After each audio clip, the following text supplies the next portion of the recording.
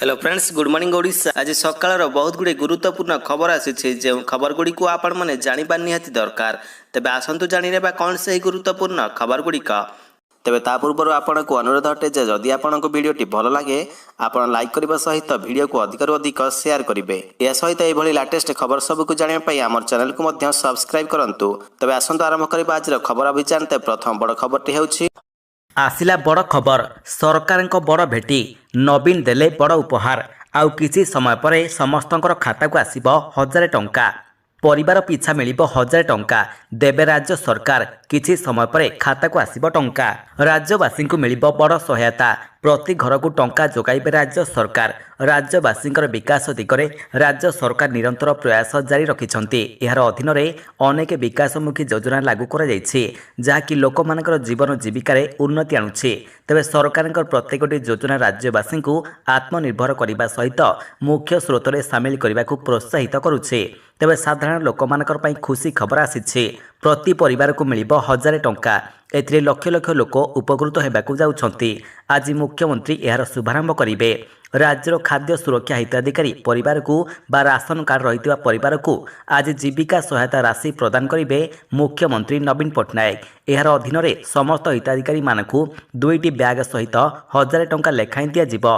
पूर्वर bag मिल सारी बेले आज खाता को आसिबो टंका। राज्य में 96 लक्ष परिवार को यह सहायता राशि प्रदान करा जिवो।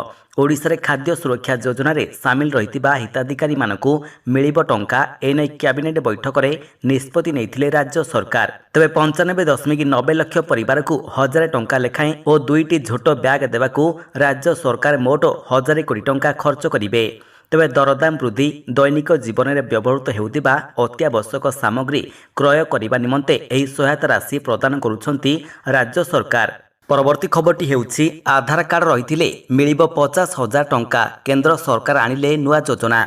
देश में कोरोना महामारी समय केंद्र सरकार एक योजना आरंभ करथिले जहाँकि अनेक हिताधिकारी मानकर पई लाभदायक रहिछि। कारण यह योजना 50,000 टंका पर्यंत बिना ग्यारंटी युक्त ऋण मिल पारुछि। यह योजना केवल से जो माने छोट धरणर व्यवसाय करुछन्ति मात्र कौनसी कारणवशतः निजर व्यवसाय पुणी थरे आरंभ करने को सक्षम हो पारु नाहंती किंबा एक नुआ छोट व्यवसाय आरंभ करने को इच्छा प्रकाश करुछन्ति। तेबे यह सरकारी योजनार नाम हेउछि प्रधानमंत्री स्वनिधि योजना। तेबे एभली व्यवसायी मानकु सहायता करबा पई सरकार प्रधानमंत्री स्वनिधि योजनार आरंभ करथिले। मात्र योजनार सफलता को देखि सरकार पुणी थरे यार अवधि वृद्धि करिसंति। एही योजना माध्यम सरकार बिना ग्यारंटी युक्त ऋण प्रदान करुछन्ति। केंद्र सरकार प्रधानमंत्री स्वनिधि योजना 50,000 टंका पर्यंत ऋण उपलब्ध रहिछि। परवर्ती खबरटी हेउछि विवाह पई खाता को आसिबो 1.5 लाख टंका। झियो मानकु सरकार खास उपहार। महिला मानकु सरकार खास उपहार विवाह पई झियो मानकु आर्थिक सहायता देउछन्ति सरकार। तबे झियो मानकर पई आसीछि बड़ खबर। झियो मानकर उन्नति पई सरकार अनेक योजना लागू करुछन्ति जहाँकि से मानकु आत्मनिर्भर करबा सहित विकास दिगरे सहायता करिबो। तेबे एही क्रम रे सरकार झियो मानकु लाख टंका प्रदान करिवे। राज्यर आर्थिक सीमा तले रहुतिबा लोक मानकर पई सरकार एही अर्थ प्रदान करुछन्ति। वाईएसआर शादी तोहफा पांठी को झियोंकर मांकर अकाउंट रे जमा करबाकू जाउछन्ति। एही आर्थिक सहायता सेही दंपति मानकू दिया जिवो जेउ माने अक्टोबर मासरु डिसेंबर 2023 मध्यरे विवाह करिसन्ति। तबे एही योजना आंध्र प्रदेश रे लागू करा जायछि। गरीब पिला मानकू समर्थन करबा उद्देश्य रे आंध्र मुख्यमंत्री अनेक योजना कार्यकारी करुछन्ति। परवर्ती खबरटी हेउछि मार्च 2 रु मुख्यमंत्री रिसर्च फेलोशिप परीक्षा 300 छात्र छात्री को मिलिबो मासिक 30,000 टंका। चलित शिक्षा वर्ष में मुख्यमंत्री रिसर्च फेलोशिप मार्च 2 रु परीक्षा आरंभ हेबो। 2टी सिटिंग रे परीक्षा हेबो। प्रथम सिटिंग सकाळ 10 टारू और द्वितीय सिटिंग अपराह्न 2 टारू आरंभ हेबो। तेबे चलित वर्ष शिक्षा वर्ष रु प्रथम थर पई मुख्यमंत्री रिसर्च फेलोशिप प्रदान करा जाउछि। स्नातकोत्तर छात्र छात्री को गवेषणा पई प्रोत्साहित करिवा पई एही फेलोशिप दिया जाउछि। एथिरे छात्र छात्री को मासकू 30,000 टंका लेखाएं प्रदान करा जिवो। राज्यर 300 स्नातकोत्तर छात्र छात्री को 5 वर्ष पर्यंत एही छात्रवृत्ति दिया जिवो। परवर्ती खबरटी हेउछि बीपीएल पिलांकू बिना देयरे मिलिबो इंग्लिश मीडियम शिक्षा। बौद्ध जिला लुणी बाहालଠାରେ Kalinga institute of social science बा किस बौद्ध इंग्लिश मीडियम स्कूल सोमवार उद्घाटन କରିଛନ୍ତି।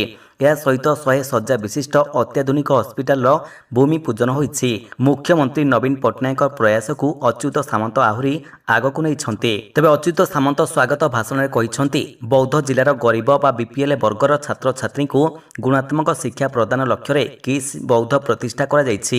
ଏହି ବିଦ୍ୟାଳୟରେ ବିପିଏଲ୍ ବର୍ଗର ପିଲାମାନେ ବିନା ଦେୟରେ ଇଂଲିଶ ମିଡିୟମ ବା ସିବିଏସ୍ଇରେ ଶିକ୍ଷା ଲାଭ କରିପାରିବେ। ଏହି ବିଦ୍ୟାଳୟ କିସ୍ ଭୁବନେଶ୍ୱର ଦ୍ୱାରା ପରିଚାଳିତ ହେବ। ଚଳିତ ଶିକ୍ଷାବର୍ଷଠାରୁ ଏହି ବିଦ୍ୟାଳୟରେ ନାମ ଲେଖା ସହିତ ପାଠପଢ଼ା ଆରମ୍ଭ ହେବ। ପରବର୍ତ୍ତୀ ଖବରଟି ହେଉଛି କର୍ମଚାରୀମାନଙ୍କର ଦରମାରେ 27,000 ଟଙ୍କା ବୃଦ୍ଧି। ଏହି ଦିନ ଖାତାକୁ ଆସିବ ନୂଆ ସାଲାରୀ। କର୍ମଚାରୀମାନଙ୍କର ପାଇଁ ଆସିଲା ଖୁସି ଖବର, ବଢ଼ିବ ଟଙ୍କା, ଖାତାକୁ ଆସିବ ଅଧିକ ଦରମା। କେନ୍ଦ୍ରୀୟ କର୍ମଚାରୀମାନଙ୍କର ପାଇଁ ଏକ ଖୁସି ଖବର ଆସିଛି। ଶ୍ରମ ମନ୍ତ୍ରାଳୟ ଜୁନ୍ 2023 ପାଇଁ ଏଆଇସିପିଆଇ ସୂଚକାଙ୍କ ତଥ୍ୟ ପ୍ରକାଶ କରିଛି। ଜୁନ୍ ମାସ ପାଇଁ ଏଆଇସିପିଆଇ ସୂଚକାଙ୍କରେ ଏକ ବଡ଼ ପରିବର୍ତ୍ତନ ରେକର୍ଡ କରାଯାଇଛି। ତେବେ ମେ ମାସରେ ଏହା 134.7 ପଏଣ୍ଟରେ ରହିଥିବା ବେଳେ ଜୁନ୍ ମାସରେ ଏହା 136.4 ପଏଣ୍ଟକୁ ବୃଦ୍ଧି ପାଇଛି।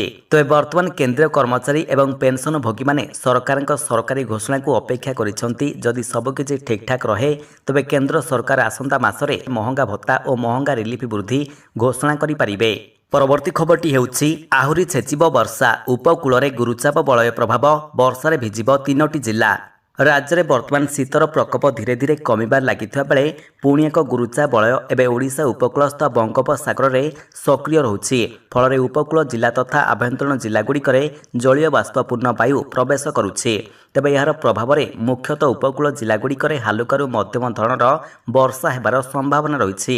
ବିଶେଷ କରି ଉତ୍ତର ଓଡ଼ିଶାର ଜିଲ୍ଲାଗୁଡ଼ିକରେ ଗୁରୁଚାପ ବଳୟର ପ୍ରଭାବ ରହିବ। ଫେବୃଆରୀ 22 କେନ୍ଦୁଝର, ମୟୂରଭଞ୍ଜ, ବାଲେଶ୍ୱର ଆଦି ଜିଲ୍ଲାଗୁଡ଼ିକରେ ହାଲୁକାରୁ ମଧ୍ୟମ ଧରଣର ବର୍ଷା ହେବାର ସମ୍ଭାବନା ରହିଛି। ପରବର୍ତ୍ତୀ ଖବରଟି ହେଉଛି କନ୍ଦାଇବ ପିଆଜ, ମାର୍ଚ୍ଚ ମାସରେ ଦର ଆକାଶ ଛୁଆଁ। ରସୁଣର ଦରବୃଦ୍ଧି ପରେ ଆଗକୁ କନ୍ଦାଇବ ପିଆଜ। ଦରବୃଦ୍ଧି ଖାଉଟିମାନଙ୍କର ପକେଟକୁ ଦାଉ ସାଜିବ। ମାର୍ଚ୍ଚ ମାସରେ ପିଆଜ ଆକାଶ ଛୁଆଁ ହେବାର ଆଶଙ୍କା ଦେଖାଦେଲାଣି। କେନ୍ଦ୍ର ସରକାର ରପ୍ତାନି କଟକଣା ହଟାଇବା ପରେ ଏଭଳି କିଛି ଆଶଙ୍କା କରିଛନ୍ତି ପିଆଜ ରପ୍ତାନିକାରୀ। ମାର୍ଚ୍ଚ ମାସରେ ପିଆଜ ପୁଣି ଥରେ ଖାଉଟିଙ୍କୁ କଲବଲ କରିବା ନେଇ ରିପୋର୍ଟ ପ୍ରକାଶ ପାଇଛି। ଖରିଫ ଫସଲ ନ ଆସିବା ପର୍ଯ୍ୟନ୍ତ ଦର ନିୟନ୍ତ୍ରଣ ବାହାରକୁ ଚାଲିଯିବ। ଦେଶରେ ବଡ଼ ଧରଣର ଯୋଗାଣ ସଙ୍କଟ ଦେଖାଦେବ ବୋଲି ଅନୁମାନ କରାଯାଉଛି। ମାର୍ଚ୍ଚ ପ୍ରଥମ ସପ୍ତାହରୁ ଦରଦାମ ବଢ଼ିବ ବୋଲି ଆଶଙ୍କା କରାଯାଉଛି। ପରବର୍ତ୍ତୀ ଖବରଟି ହେଉଛି ମାଟ୍ରିକ ଦ୍ୱାଦଶ ପରୀକ୍ଷାକୁ ନେଇ କେନ୍ଦ୍ରମନ୍ତ୍ରୀଙ୍କ ବଡ଼ ଘୋଷଣା। ବର୍ଷକୁ 2 ଥର ପରୀକ୍ଷା ଦେଇପାରିବେ ଛାତ୍ରଛାତ୍ରୀ। ଆଜିଠାରୁ ଆରମ୍ଭ ହୋଇଛି ମାଟ୍ରିକ ପିଲାଙ୍କର ବୋର୍ଡ଼ ପରୀକ୍ଷା। ତେବେ ଏହାରି ମଧ୍ୟରେ କେନ୍ଦ୍ର ଶିକ୍ଷାମନ୍ତ୍ରୀ ଧର୍ମେନ୍ଦ୍ର ପ୍ରଧାନ ପିଲାମାନଙ୍କର ବୋର୍ଡ଼ ପରୀକ୍ଷାକୁ ନେଇ ଏକ ବଡ଼ ବୟାନ ଦେଇଛନ୍ତି। ଆସନ୍ତା ଶିକ୍ଷାବର୍ଷ 2025-26ରୁ ଛାତ୍ରଛାତ୍ରୀମାନେ 2 ଥର ଲେଖାଏଁ ବୋର୍ଡ଼ ପରୀକ୍ଷା ବା ଦଶମ ଦ୍ୱାଦଶ ପରୀକ୍ଷାରେ ବସିପାରିବେ। ତେବେ ଛତିଶଗଡ଼ରେ ପିଏମ୍ ଶ୍ରୀ ଯୋଜନା ଆରମ୍ଭ କରିବା ପରେ ଏନେଇ ଘୋଷଣା କରିଛନ୍ତି ଶ୍ରୀ ପ୍ରଧାନ। 2025-26 ଶିକ୍ଷାବର୍ଷରୁ ପିଲାମାନଙ୍କୁ ବର୍ଷକୁ 2 ଥର ଲେଖାଏଁ ବୋର୍ଡ଼ ପରୀକ୍ଷାରେ ବସିବା ପାଇଁ ସୁଯୋଗ ମିଳିପାରିବ। ଛାତ୍ରଛାତ୍ରୀମାନଙ୍କର ମନରେ ପାଠପଢ଼ା ଚିନ୍ତାକୁ କମ୍ କରିବା ଏହାର ମୁଖ୍ୟ ଉଦ୍ଦେଶ୍ୟ ବୋଲି କହିଛନ୍ତି କେନ୍ଦ୍ର ଶିକ୍ଷାମନ୍ତ୍ରୀ ଧର୍ମେନ୍ଦ୍ର ପ୍ରଧାନ। ପରବର୍ତ୍ତୀ ଖବରଟି ହେଉଛି ମାର୍ଚ୍ଚ 22ରୁ ଆରମ୍ଭ ହେବ ଆଇପିଏଲ୍ର 17ତମ ସଂସ୍କରଣ, ଘୋଷଣା କଲେ ଟୁର୍ଣ୍ଣାମେଣ୍ଟର ଅଧ୍ୟକ୍ଷ। ବହୁ ପ୍ରତୀକ୍ଷିତ ଇଣ୍ଡିଆନ୍ ପ୍ରିମିୟର ଲିଗ୍ ବା ଆଇପିଏଲ୍ର 17ତମ ସଂସ୍କରଣ ଆସନ୍ତା ମାର୍ଚ୍ଚ 22ରୁ ଆରମ୍ଭ ହେବ। ଟୁର୍ଣ୍ଣାମେଣ୍ଟର ଅଧ୍ୟକ୍ଷ ଅରୁଣ ଧୁମାଲ ଆଜି ଏହି ଘୋଷଣା କରିଛନ୍ତି। ଚଳିତ ବର୍ଷ ସାଧାରଣ ନିର୍ବାଚନ ଦେଶର ଅନୁଷ୍ଠିତ ହେବ। ତଥାପି ପୁରା ଆଇପିଏଲ୍ ଭାରତରେ ହିଁ ଖେଳାଯିବ। ନିର୍ବାଚନ ପାଇଁ ଆଇପିଏଲ୍ର ମ୍ୟାଚ୍ ସୂଚୀ ଏଯାଏଁ ଘୋଷଣା କରାଯାଇନାହିଁ।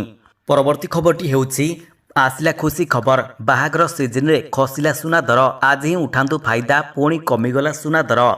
ବର୍ତ୍ତମାନ ଦେଶରେ ଜାରି ରହିଛି ବାହାଘର ସିଜିନ୍। ଫଳରେ ବଜାରରେ ସୁନା ଦର କ୍ରମାଗତ ବୃଦ୍ଧି ପାଉଥିବା ବେଳେ ଆଜି ସପ୍ତାହର ଦ୍ୱିତୀୟ ଦିନରେ ଏଥିରେ ହ୍ରାସ ଘଟିଛି। ତେବେ ଏଭଳି ପରିସ୍ଥିତିରେ ସୁନା କିଣିବାରେ ମନ ରଖିଥିବା ଗ୍ରାହକ ଆଜି ହିଁ ଏହାର ଫାଇଦା ଉଠାନ୍ତୁ। ତେବେ ଗତକାଲି ଅପେକ୍ଷା ଆଜି ସୁନା ଦରରେ ଅଧିକ ହ୍ରାସ ଘଟିଛି। ତେବେ ଆଜି ଭାରତୀୟ ବଜାରରେ 22 କ୍ୟାରେଟ୍ ସୁନା ଦର 10 ଗ୍ରାମ ପ୍ରତି 56,810 ଟଙ୍କା ରହିଥିବା ବେଳେ 24 କ୍ୟାରେଟ୍ର ଦାମ 62,020 ଟଙ୍କା ରହିଛି। ତେବେ ଅନ୍ୟପଟେ ଓଡ଼ିଶାର ଟ୍ୱିନ୍ ସିଟି ଭୁବନେଶ୍ୱର ଏବଂ କଟକରେ ମଧ୍ୟ ସୁନା ରୂପା ଦର ହ୍ରାସ ପାଇଛି। ଭୁବନେଶ୍ୱରରେ 22 କ୍ୟାରେଟ୍ ସୁନା ଦର 10 ଗ୍ରାମ ପିଛା 57,350 ଟଙ୍କା ରହିଥିବା ବେଳେ 24 କ୍ୟାରେଟ୍ର ଦାମ 62,560 ଟଙ୍କା ରହିଛି ଏବଂ 18 କ୍ୟାରେଟ୍ର ଦାମ 46,920 ଟଙ୍କା ରହିଛି। ସେହିପରି ରୂପା କେଜି ପିଛା 500 ଟଙ୍କା ଖସି 75,500 ଟଙ୍କା ରହିଛି। ପରବର୍ତ୍ତୀ ଖବରଟି ହେଉଛି ସରକାର ଆଣିବାକୁ ଯାଉଛନ୍ତି ନୂଆ ପୋର୍ଟାଲ। ऑनलाइन पोर्टाल उपरे सरकारଙ୍କ विशेष भाବରେ ଧ୍ୟାନ ରହିଛି। ବହୁ ସମୟରେ ସରକାର ଅନେକ ନୂଆ ପୋର୍ଟାଲର ଶୁଭାରମ୍ଭ ବି କରୁଛନ୍ତି। ନିକଟରେ ସୂଚନା ଏବଂ ପ୍ରସାରଣ ମନ୍ତ୍ରାଳୟ ପକ୍ଷରୁ 4ଟି ଅନଲାଇନ୍ ପୋର୍ଟାଲ ଲଞ୍ଚ କରାଯିବ। ଏଥିରେ ସରକାରଙ୍କ ପକ୍ଷରୁ ପ୍ରସ୍ତୁତ ଭିଡ଼ିଓ ଓ ସୂଚନା ସେୟାର କରାଯିବ। ସାଇବର କ୍ରାଇମକୁ ହ୍ରାସ କରିବାଠାରୁ ଆରମ୍ଭ କରି ବିଭିନ୍ନ ପ୍ରକାର ସୂଚନା ସେୟାର କରିବା ପର୍ଯ୍ୟନ୍ତ କ୍ରମାଗତ ଭାବରେ ଭାରତ ସରକାରଙ୍କ ପକ୍ଷରୁ ଏଭଳି ପଦକ୍ଷେପ ଉଠାଯାଉଛି। ତେବେ ପ୍ରଧାନମନ୍ତ୍ରୀ ନରେନ୍ଦ୍ର ମୋଦି ଡିଜିଟାଲ ଇଣ୍ଡିଆକୁ ଧ୍ୟାନରେ ରଖି ସୂଚନା ଏବଂ ପ୍ରସାରଣ ମନ୍ତ୍ରାଳୟ ପକ୍ଷରୁ ଆଉ ଏକ ପଦକ୍ଷେପ ନେଇଛନ୍ତି। ତେବେ ଏହିଭଳି ଲାଟେଷ୍ଟ ଖବର ସବୁକୁ ଆପଣ ଜାଣିବା ପାଇଁ ଆମର ଚ୍ୟାନେଲକୁ ସବସ୍କ୍ରାଇବ୍ କରିବା ସହିତ ଭିଡ଼ିଓକୁ ଅଧିକରୁ ଅଧିକ ସେୟାର କରନ୍ତୁ। ଧନ୍ୟବାଦ।